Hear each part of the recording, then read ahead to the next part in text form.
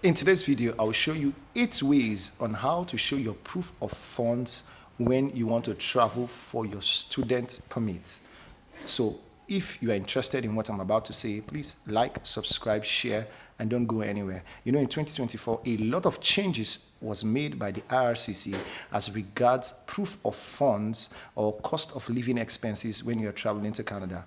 And you must be able to show or prove to the visa officer that number one, you can afford your living expenses, and number two, that's the cost of living, and number two, you must be able to show that you can afford at least your 1-year tuition. So as against popular opinion where people feel that the only way to show your proof of funds is by using a bank statement, there are 8 ways by which you can show. Given these recent changes, you know, in 2024, the cost of living expenses improved from 10,000 to 20,635 Canadian dollars. Number one on the list, what are you going to show?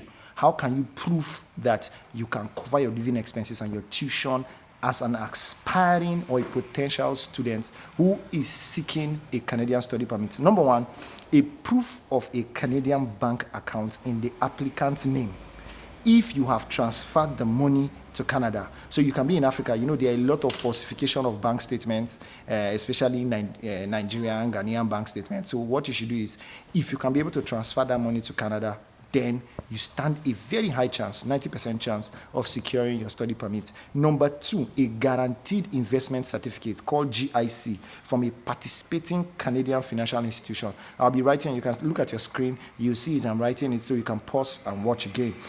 Number three, proof of a student education loan from a bank. You must be able to prove that you have a student education loan.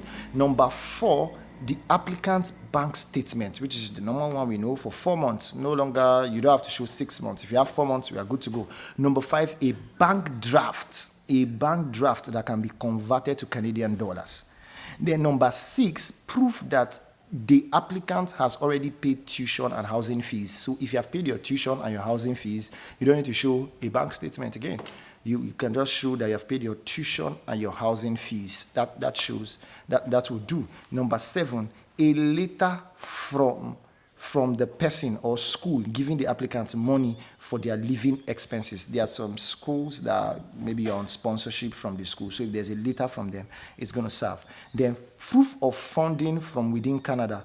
If the applicant has a scholarship or is enrolled in a Canadian funded educational program. So these are the 8 ways by which you can show that you can afford your tuition and your living expenses if you are seeking a study permit. So please like, subscribe, and so that you get notifications when I come up with more updates. Thank you. And today I'm doing my video from an outdoor, so enjoy it. Thank you.